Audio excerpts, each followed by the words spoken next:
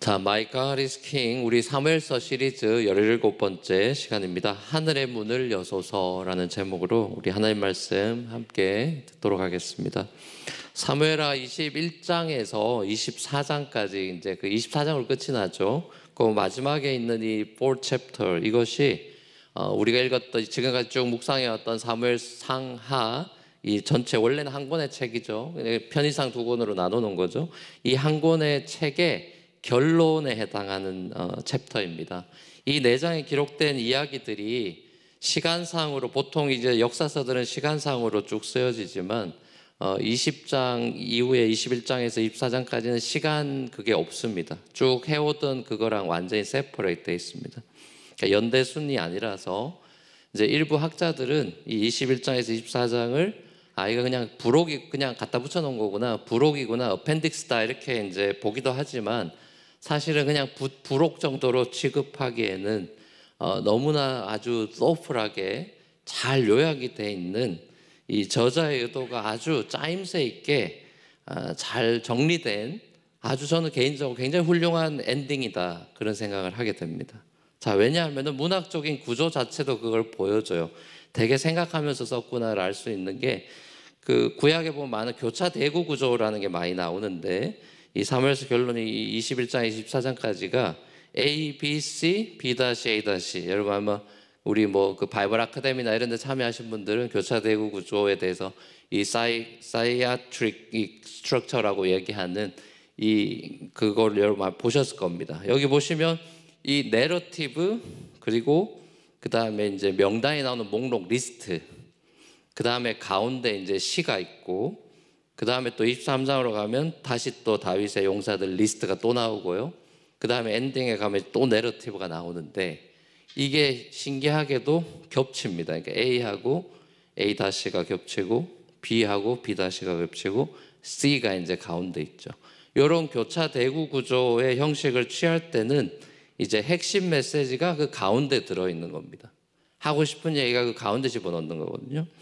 그러니까 다윗 하면 여러분 뭐가 떠오르면 많은 게 떠오르지만 이 다윗 하면 결국 시가 떠오르지 않습니까? 그렇죠? 여러 가지 떠오르겠지만 시를 제일 많이 썼잖아요. 성경의 시편은 제일 많이 쓴 사람 아닙니까? 그러니까 사무엘 저자도 이 다윗의 그 시 안에 모든 걸 다 담아버린 겁니다. 이 결론의 모든 내용을 이 시가 다 서머라이즈 하고 있다. 다윗의 시가 우리가 쭉 읽어왔던 사무엘서의 모든 엔딩을 이 다윗의 시 안에다 집어넣은 거죠. 그게 뭡니까? 하나님의 구원과 통치라는 이 결론으로 책을 마무리 짓는 거죠. 자, 그런 의미에서 저도 사실 이 시리즈 타이틀을 뭘로 할까 하다가 이런 핵심 메시지니까 My God is King이라는 이 시리즈 타이틀을 저도 잡은 거죠. 하나님께서 이스라엘의 왕으로서 또 우리의 왕으로서 나의 왕으로서 우리를 통치하신다. 우리를 다스리신다. 이게 이제 사무엘의 결론이 됩니다. 제가 몇 번 말씀드렸던 기억이 나는데 사무엘서 이 저자는 항상 책을 쓰는 사람들 또 역사를 기록하는 사람들은 다 관점이라는 게 있죠. 어떤 관점을 가지고 역사를 쓰느냐가 있지 않습니까? 근데 이제 이 사무엘서를 쓴 저자는 많은 학자들의 의견대로 신명기적인 역사 관점을 가지고 있어요. 신명기적인 역사 관점이라는 게 뭐냐? 이제 신명기 하면 여러분 여러 가지가 또 그 신명기라는 이름 자체가 영어로는 듀라노미라고 해서 듀토로 거듭되는 로라는 거거든요. 그러니까 법을 다시 한 번 더 갱신한다. 한국말로도 신명할 때 계명에다가 신자는 납신자, 거듭신자라서 이 법을 다시 한번 갱신한다 그런 의미예요. 그 얘기는 결국 법이란 건 모세의 법을 말하는 거니까 그걸 이제 신약적으로 하면 언약이 되는 것이죠, 그렇죠? 십계명이나 이런 걸 계명이라고 하니까 그 언약을 갱신한다. 이게 이제 신명기의 핵심인데 하나님의 언약 백성으로서 이스라엘이 하나님께 언약을 체결했기 때문에 그 언약에 바인딩돼서 하나님 앞에 순종하면 너희가 언약에 따라 축복을 받고 그 언약을 맺었으니까 너희가 하나님의 말씀에 계명을 어기면 불순종하면 저주를 받는다. 이게 이제 신명기의 모세 티칭의 고별 설교의 엔딩이지 않습니까? 자, 그거를 중심으로 해가지고 이제 그 관점 속에서 하나님의 나라, 이스라엘의 히스토리를 쓰는 거, 써내려가는 거, 그게 이제 신명기적인 역사관인데, 이런 관점으로 쓰여진 구약의 역사서들이 여호수아서라든지 사사기, 그리고 우리가 읽은 사무엘상하, 그 다음에 열왕기상하, 역대상하는 아닙니다. 역대상하는 완전히 내용이 달라요. 비슷한 다윗의 얘기가 거기도 나오지만 관점이 다르기 때문에 이 신명기적인 역사관이다 그렇게 보진 않아요. 다른, 거긴 템플을 강조하고 또 다윗 솔로몬 그 죄 같은 게는 아예 빠져 있고, 하여튼 관점이 다릅니다. 그 나중에 역대상하 시리즈 할 일이 있으면 또 얘기를 하겠습니다. 자, 결국에 이 사무엘서를 써내려가는 저자는 이 신정국가라고 하는, 하나님이 다스리시는 나라, 하나님이 통치하는 나라, 신정국가라 그러죠, 그거를. 자, 이 신정국가인 이스라엘의 두 왕, 초대 왕이었던 사울, 그리고 그 다음에 다윗. 자, 이 두 왕을 이제 사무엘서에서 계속 보여주잖아요. 근데 이 사람들이 잘못한 걸 많이 보여주죠. 불순종을 자세하게 디테일하게 묘사하고 지적하면서 이방 나라들처럼 이 이스라엘이 우리도 왕 세워주세요, 사무엘한테 쫄라가지고 왕이 된 거 아닙니까? 자, 그렇게 시작된 이스라엘의 왕정이라는 것이, 봐라 너희, 봐라 너희가 왕 달라고 쫄라가지고 사울 줬지, 다윗 줬지, 이게 너희들의 성적표야라는 게 사무엘서의 엔딩이에요. 인간의 왕정의 한계를 봐라, 민낯을 봐라 이거예요. 자, 그와 동시에 이스라엘의 소망, 이스라엘 나라의 국가적인 소망은 결국 괜찮은 왕 세워 될 일이 아니다. 다윗도 별 수 없다. 다윗 할아버지가 와도 이건 안 되는 거다. 만왕의 왕이신 하나님에게 너희 나라는 그 다스림을 받아야 되는 거야. 이거를 이제 잘생긴 사울도 안 되는 거고, 하나님 마음에 합한 다윗도 안 되는 거다.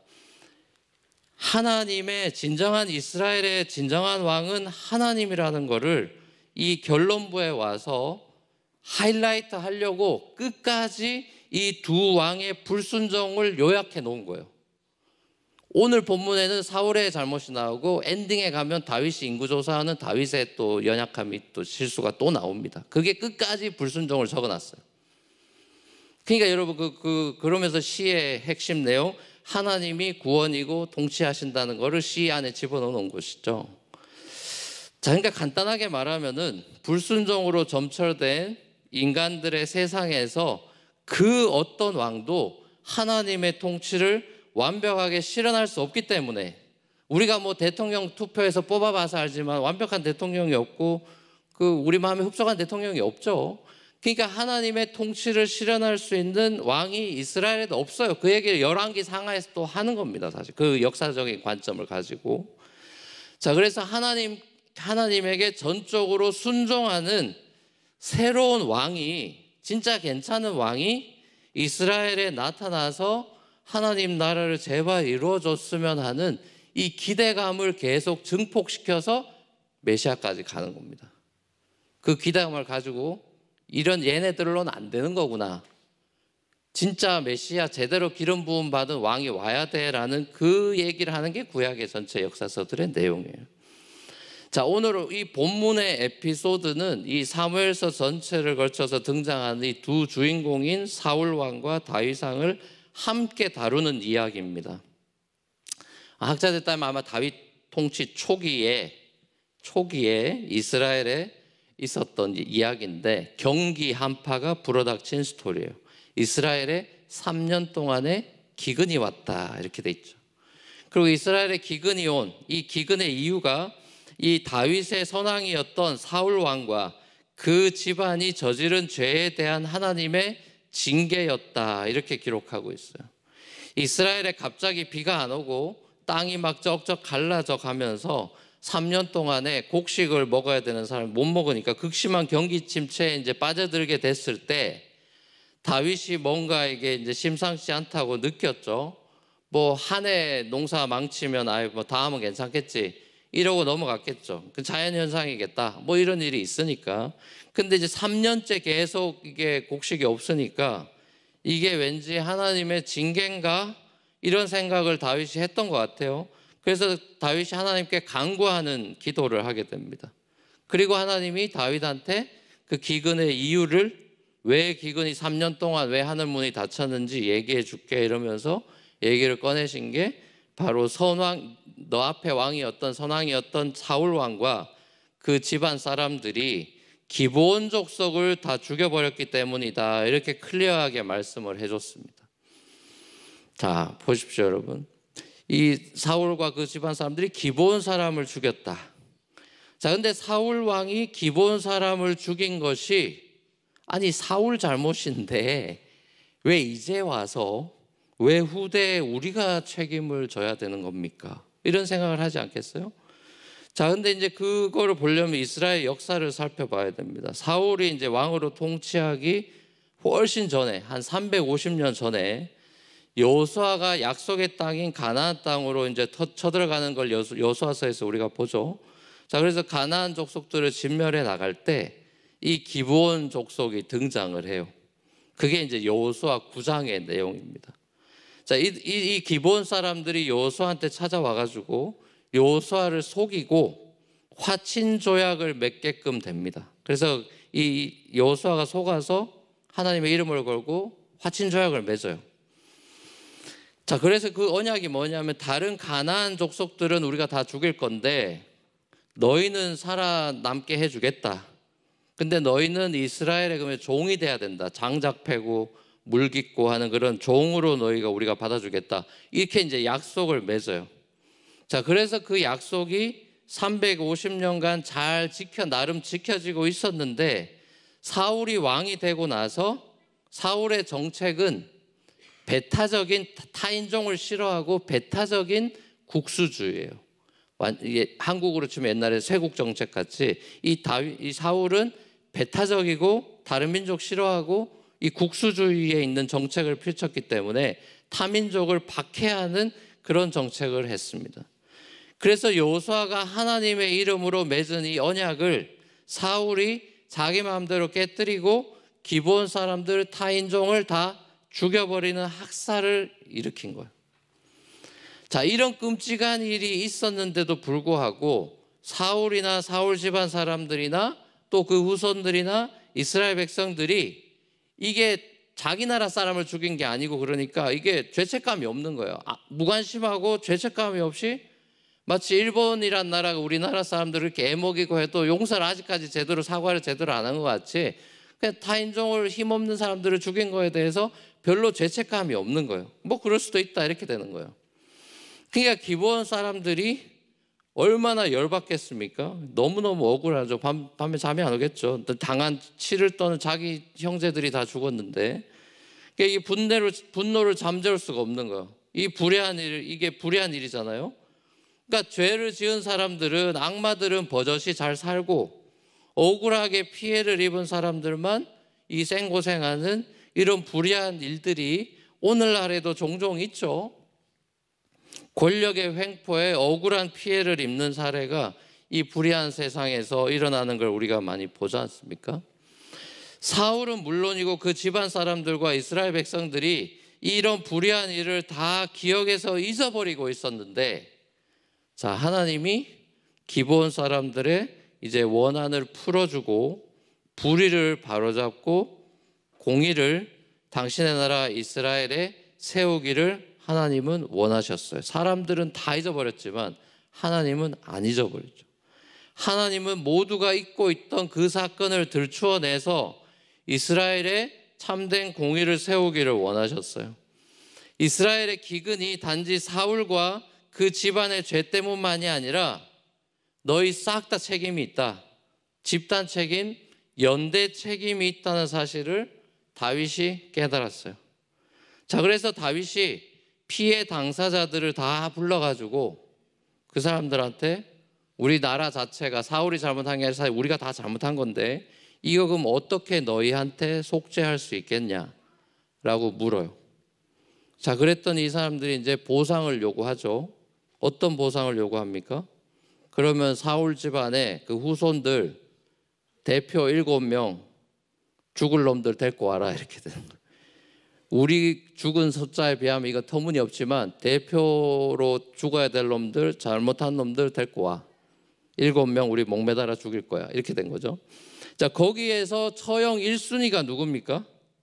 7명 데리고 올 때 처형 1순위가 사실은 우리가 잘 아는 무비보셋이에요. 무비보셋. 사울의 아들이죠. 피난 가다 떨어뜨려 다리 저는 애죠. 무비보셋이 처형 1순위인데 다윗이 요나단하고 젊은 날에 언약을 맺었죠. 아시죠? 그렇죠? 너희 집안 다 보살펴 주겠다. 서로에게 언약을 맺지 않습니까? 그래서 다윗이 그 요나단과 맺은 언약을 기억하고 이 아들, 이 요나단의 아들인 무비보셋을 살려줍니다. 이 사무엘서에 우리가 쭉 읽다 보면 언약이란 단어가 자주 등장하는데 이 자체도 사무엘서의 그 저자의 의도가 담겨 있죠. 다윗과 요나단과 맺은 언약을 기억하고 이제 이 무비보셋을 살려주는데 이 언약이 사무엘서는 물론이고 사실 구약 전체를 대표하는 언약의 본질을 우리한테 보여줍니다. 하나님과 이스라엘의 관계를 대표하는 것이 모세가 아까 제가 얘기했던 신명기에도 나왔던 언약이죠. 언약이란 단어죠. 그래서 사실 우리 성경이 구약, 신약이라는 것도 언약이란 소리죠. 그러니까 성경의 핵심 단어가 언약인데, 자, 이 언약이라는 것이 바로 사랑의 기초입니다.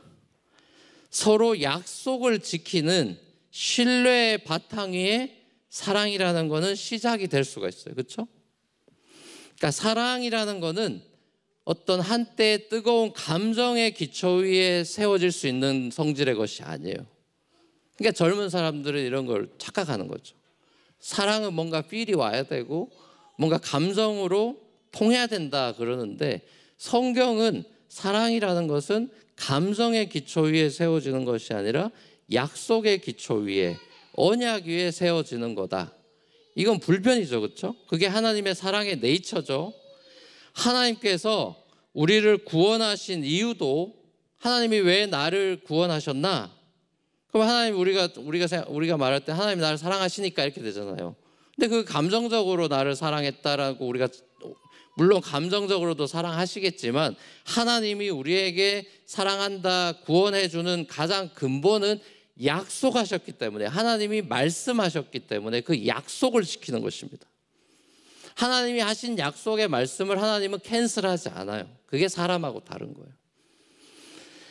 하나님은 이스라엘 400년 종살이에서 이집트 종살이에서 이 사람들 종살이에서 구원해 주죠. 430년 동안 놔뒀다가 나중에 모세 일으켜가지고 구원해 주잖아요. 왜 구원해 줍니까? 예, 아브라함과 이미 몇백 년 전에 언약을 맺었기 때문이죠. 그렇죠? 이스라엘이 아브라함의 후손이고 언약의 자녀였기 때문에 구원을 받는 거예요.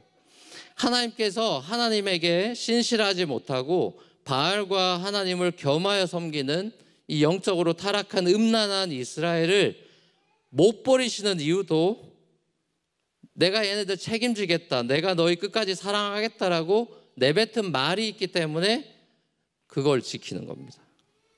하나님이 자신의 언약에 자기 자신이 바인딩이 되어 있는 거예요. 그러니까 하나님이 약속한 거는 하늘이 무너져도 지켜지는 것입니다. 그 하나님의 신실하심이라고 우리가 얘기하는 거죠. 자, 우리는 하나님의 이러한 속성을 통해서 사랑이 뭐냐를 배우는 겁니다. 사랑의 핵심은 열정이 아니라 언약입니다. 사랑의 핵심은 감정이 아니라 언약이에요. 그리고 고대의 사랑의 이 언약에는 하나님과 아브라함 사이에 맺는 언약식에서 우리가 볼 수 있듯이, 그림으로 볼 수 있듯이 동물 죽이고 피 흘려가지고 그 쪼갠 고기 사이로 통과하는 그 뭡니까? 언약이라는 것은 목숨을 걸고 자기 전 생애를 거는 것을 말하는 것이죠. 목숨을 거는 것을 사랑이라고 얘기하는 거예요. 그게 언약이에요. 자, 오늘날에도 이런 의식을 이런 식으로 살벌하게 하진 않지만 그 흔적이 남아있긴 하죠. 그 흔적 중에 하나가 바로 이 결혼 서약이에요. 결혼 서약. 거기에 카버넌트라는 단어가 실제로 시티 오피스 가서 사인하고 이럴 때도 거기 보면 카버넌트라는 단어가 법적으로는 아직도 메리지에는 카버넌트라는 단어가 들어있어요. 결혼식에서 가장 중요한 순서죠. 서로에 대한 사랑을 헌신하고 맹세하는 웨딩 바우를 하는 순간이죠. 제가 주례를 많이 해봤잖아요. 엄청나게 많은 애들 해봤죠.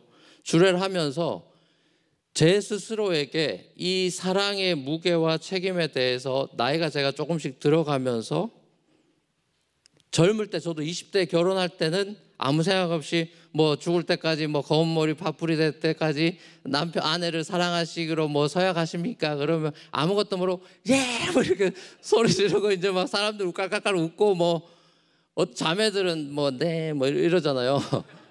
그래서 뭐 못 들었다고 다시 한 번 더 하라고 그러고 막 그러잖아요. 자매들은 약간 싫은 거지 사실.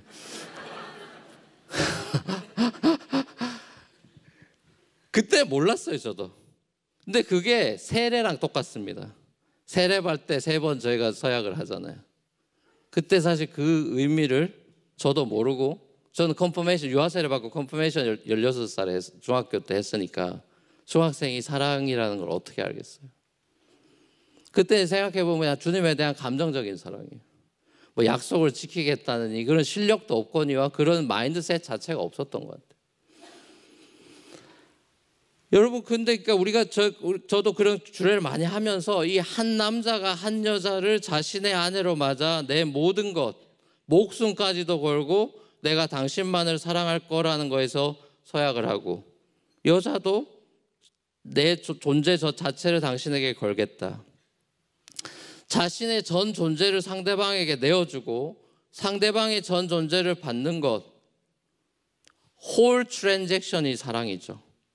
파트를 주는 게 아니라 홀 트랜잭션이죠. 자, 근데 이 사랑이 깨어지면 어떤 일이 벌어지죠? 이 언약이 깨어지면 어떻게 됩니까?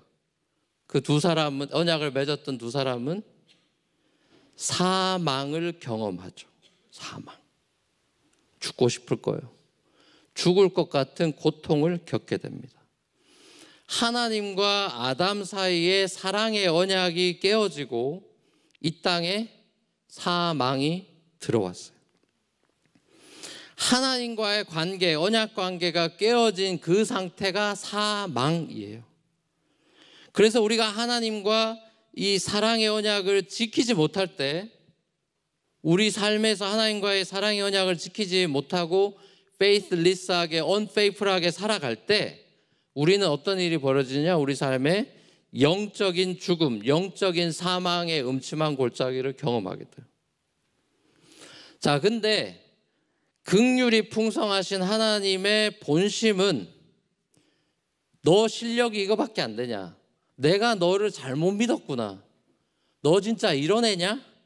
라고 우리에게 막 꾸지람하면서 어떻게라도 우리 막 망가뜨리고, 그래 너 나 힘들게 했으니까 너 한번 죽어봐 라는 심판으로 우리에게 다가오시는 것이 아니라 다시금 언약 관계로 회복, 갱신할 수 있도록 끊임없는 리뉴얼 프로세스를 주신다 이거예요. 회개하고 돌아오는 당신의 자녀들을 계속 70번씩 7번 용서하면서 계속 품어주죠. 이게 어메이징한 거죠. 우리는 나를 힘들게 하고 계속 힘들게 하면 2번 다시 보고 싶지 않죠. 아, 저만 그런지 모르겠지. 저는 그래요.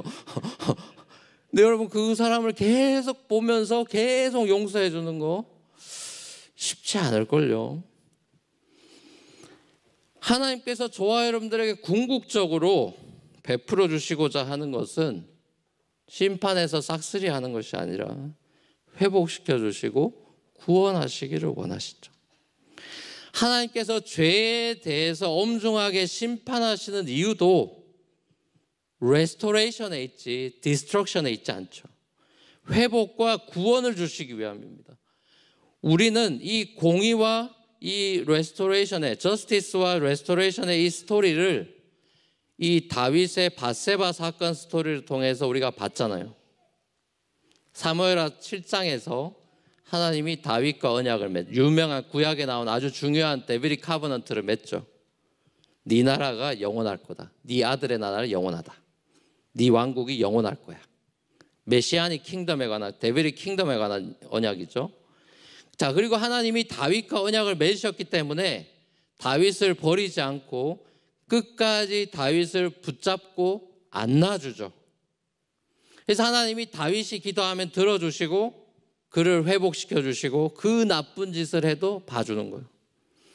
자, 그리고 이 구원과 회복의 이 하나님을 다윗이 그 인생의 바닥도 경험해보고 다 이런 힘겨운 삶을 살고 하나님의 끝없는 사랑을 경험했기 때문에 이 구원과 하나님의 다스리심을 경험한 다윗이 22장과 23장에서 하나님 앞에 긴 시로, 찬송으로, 노래로 고백을 하는 겁니다. 여러분은 요즘 하나님과 어떤 사이로 지내고 있습니까? 예수님의 십자가를 통해서 하나님과 맺은 사랑의 언약을 여러분들이 엄중하게 생각하고 내가 페이풀하게 살아야지. 내가 와이프랑 이 결혼 생활이라는 것이 내 이기심으로 내가 하고 싶은 결혼 생활이 아니라 하나님이 바인딩 하셨고 이 결혼의 관계도 하나님이 주인 되신다는 걸 생각하면서 하나님 앞에 아내를 드리고 남편을 드리고 내 자신을 드리는 그런 마인드로 이 결혼 생활 여러분 해나가고 계십니까? 또 하나님과의 관계에서 여러분들이 그 처음에 하나님께 고백하고 계속해서 신실하게 살겠습니다라는 그 마음의 헌신과 결단을 잘 킵하고 있냐고요. 여러분이 하나님을 내가 삶에서 하나님을 제일 사랑해요라고 누가 여러분에게 너 누구 제일 좋아하냐라고 물었을 때 나는 하나님이 나의 영원한 넘버원이다라고 자신 있게 말할 수 있겠습니까?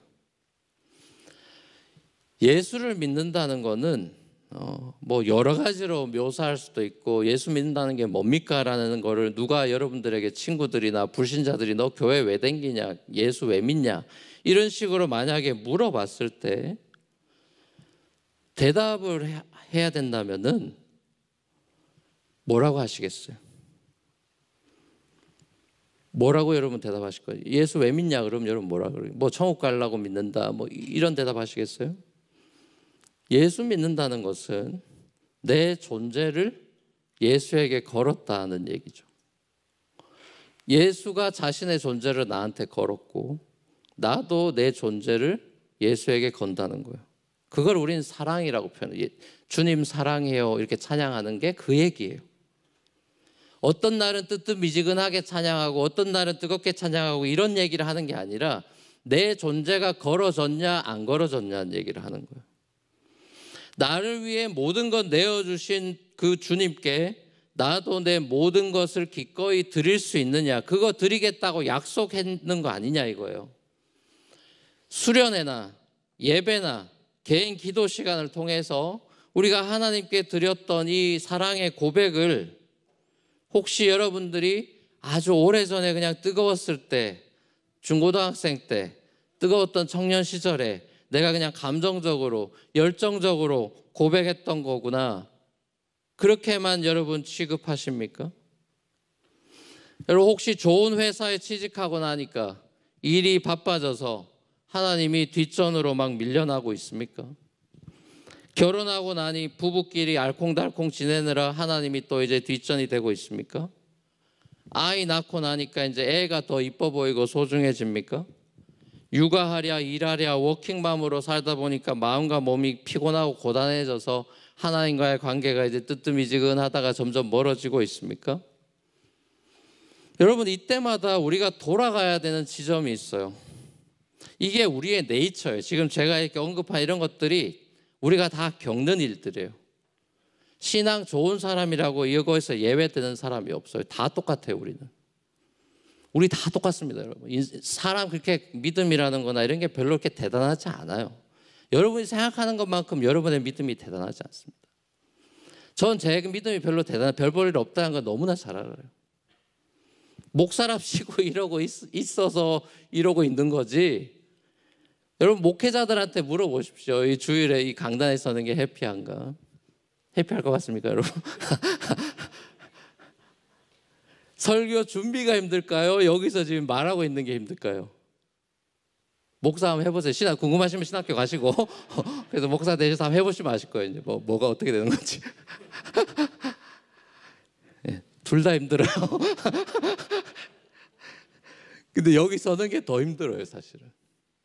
목사들의 가장 공통적인 힘듦을 얘기하라 그러면 내가 뭐라고 설교를 하고 있나요? 전부 다. 내가 무슨 자격으로 이 말씀을 전하고 있냐입니다. 여기 설 수 없는 사람들이 섰다는 그 자괴감이 제일 큽니다, 여러분. 그게 목회자를 평생 누르는 그 짐입니다. 그게 십자가인 것 같아요. 철없을 때는 주님이 좋아서 헌신합니다. 그럼 목사 되는 게 그게 하나님 앞에 제 삶을 드리는 거니까 제일 멋져 보이고 좋아 보여서 헌신을 딱 해서 실제로 그걸 해보니까 왜 그랬지? 이렇게 되는 거예요. 이게 보통 일이 아닌 거예요, 여러분. 부끄러운 일이에요. 서고 싶지 않죠. 하나님이 세워서 서야 되는 거예요. 다윗도 왕 되고 싶어서 된 게 아니라 왕이 돼버렸잖아요. 양치기로 잘 있었다니까요. 우리 목회자든 장로님이든 집사님이든 교회 직분자든 뭐가 됐건 간에 우리의 믿음이 그렇게 대단하지 않습니다. 우리는 믿음이 좋은 사람 같다가 또 다음날 보면 아닌 것 같기도 하고 왔다 갔다 하죠. 그때마다 우리가 돌아가야 되는 지점이 있어요. 여러분 이거는 정말 확실히 해야 됩니다. 우리가 이렇게 왔다 갔다 하는 사람들이지만 딱 정신 차리고 돌아가야 되는 지점이 있어요. 그게 바로 십자가고, 그래서 교회마다 십자가를 걸어놓는 거고, 십자가에 가서 주님과 맺었던 처음 언약의 자리로 돌아가는 거예요. 주님과 처음 만나서 사랑을 고백하고 언약하고 헌신했던 그 자리를 기억해내야 돼요. 그래서 성경은 주구장창 출애굽을 기억하라 그러는 거예요. 홍해 갈라지고 하나님이 어떻게 너희를 인도하셨는가 기억하라는 얘기가 다 그 소리예요. 그 자리가 어떤 자리입니까? 그 십자가 아래 언약의 자리로 들어가는 그 자리가 구체적으로 말하면 어떤 자리입니까? 이게 주상적인 얘기가 아니고 하나님과 맺었던 십자가 자리, 그 그늘 아래로 들어가는 자리가 어떤 자리냐? 구체적으로 얘기하면 그 자리가 바로 기도의 자리예요. 그 자리가 기도의 자리라고요. 그러니까 여러분의 삶에 기도가 빠지면 언약은 없어지는 것입니다. 그냥 여러분 살고 싶은 대로 사는 거예요. 주님께 무릎 꿇는 그 자리죠. 그 자리가 바로 다윗이 돌아갔던 자리예요. 다윗이 뻘짓거리하고 돌아가는 자리가 바로 그 기도의 자리예요. 그게 사무엘서 24장 엔딩 끝까지 나옵니다. 24장 완전 엔딩에 이렇게 나옵니다. 사무엘서 끝이죠, 이게. 25절. 같이 한번 읽어보시죠. 같이 한번 읽겠습니다. 시작. 거기에서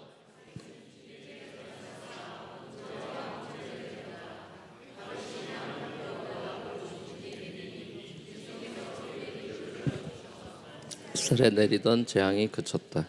예. 다윗의 삶은 기도요, 노래요, 찬송이요, 회개요. 다윗은 그 삶이 기도예요. 기도라는 것은 그 언약의 자리, 주님과 맹세하고 헌신했던 자리로 들어가는 자리, 그 십자가 아래에 있는 자리예요. 여러분, 기도라는 것이 내가 하고 싶은 얘기 막 하고 막 달라 그러고 이러는 자리인 것 같죠? 여러분, 기도의 자리는 하나님 앞에 내가 아무것도 아니라는 것을 인정하는 자리예요.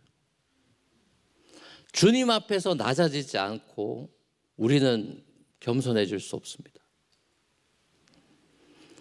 와이프한테 남편한테 기를 쓰고 팍팍 대들고 이러는 것들이 주님 앞에 낮아지지 않으면 그렇게 우리 네이처가 그렇게 된다니까요.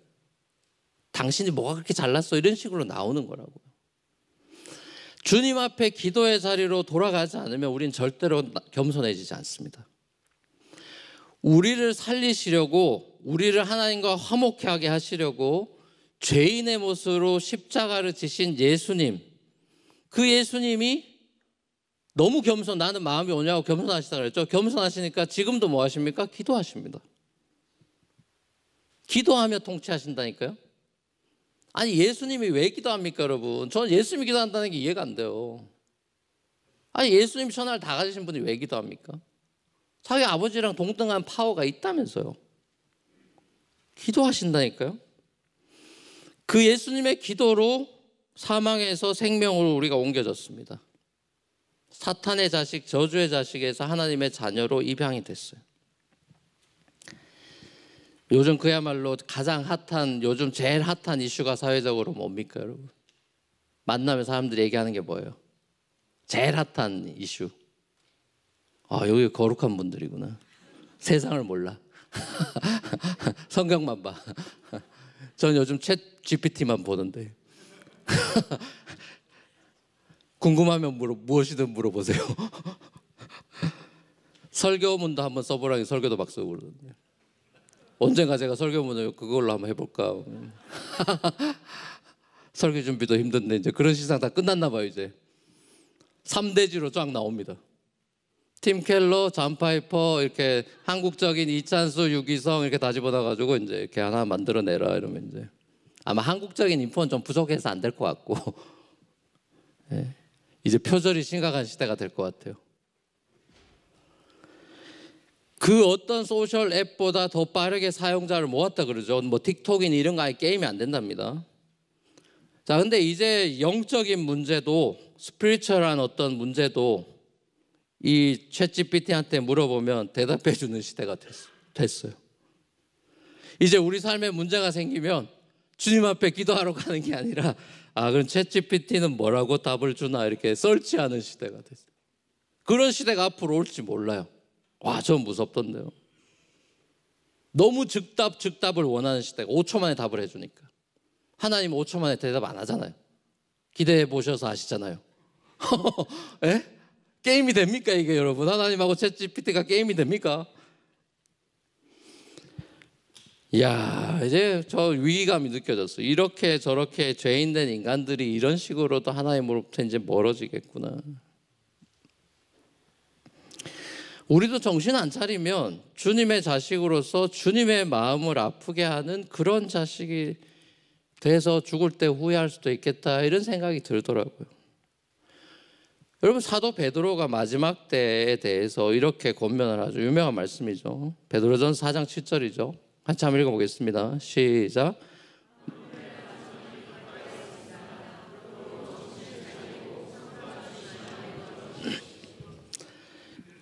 이건 베드로의 얘기뿐만 아니라 사실은 예수님이 마태복음이나 복음서에서도 보면 마지막 때 제자들을 향해서도 계속해서 기도하라 그러고 제자들한테 주기도문으로 기도를 어떻게 해야 되는지까지 가르쳐 주잖아요. 저도 팬데믹 동안에 이제 막 운동을 많이 했어요.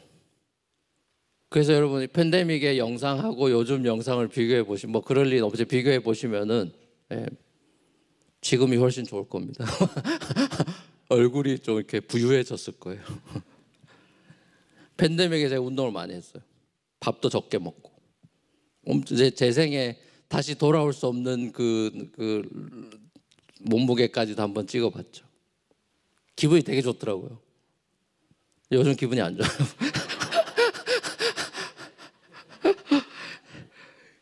그게 뭐 빼는 데는 그렇게 고생하고 쫙 갔다가 찌는 데는 진짜 뭐 약속 잡히고 뭐 밖에서 음식 좀 먹고 막 이래버리니까 장난 아니던데요.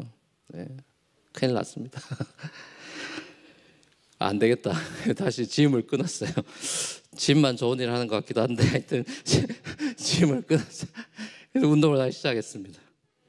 근데 사실 제 딱 눈 뜨면 일어나자마자 바로 옆에 트레드밀도 있고 이거 땡기는 것도 있고 침대 바로 옆에 운동기구가 있어요. 그러니까 예를 들면 그거 하면 되지 않냐 그러잖아요 사람들. 그렇죠? 근데 짐을 끊었다니까요. 아니 집에 운동기구 있는데 왜 짐을 끊죠? 네, 여러분 잘 아실 겁니다. 집에서 잘 안 되니까 가는 거예요. 그래서 저 자신을 보면서 기도도 비슷하다 싶은 거예요. 기도 항상 하면 무시로 뭐 걸어가면서도 하고 하면 되는 거 아니냐. 집에서라도 하면 좋은 거 아니냐. 뭐 그렇게 하면 좋죠 물론. 근데 잘 안 되니까 굳이 새벽에 일어나서 새벽 기도 가고 굳이 수요일 날 시간 내서 수요 기도회 가고 굳이 금요 기도회 가고 엄마들끼리 모이는 기도회에 가고 시간이나 이게 여건이 안 된 줌으로라도 모여서 기도하고. 혼자 잘 안 되잖아요.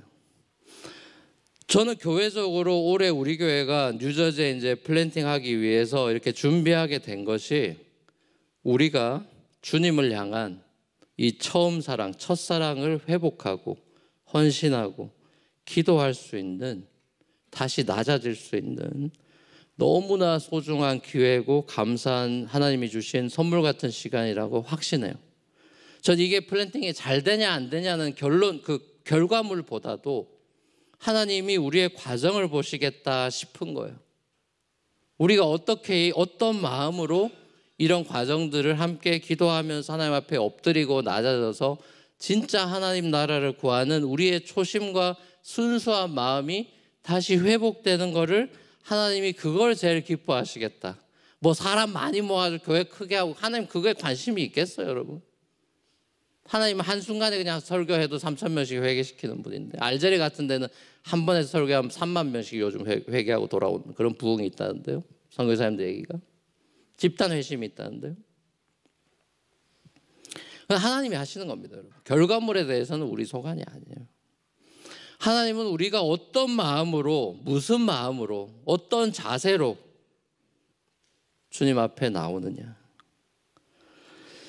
어영부영 우리가 세속적으로 살다가 나이만 1살, 2살 먹어가다가 그냥 세상 일 하다 정신없다가 끝나버리는 인생이 아니라 불꽃같이 주님께 우리가 헌신하고 전 존재를 드리고 주님 나라를 위해서 우리 생애를 드리면서 죽을 때 후회함이 없는 그런 삶을 살고 싶지 않으십니까, 여러분?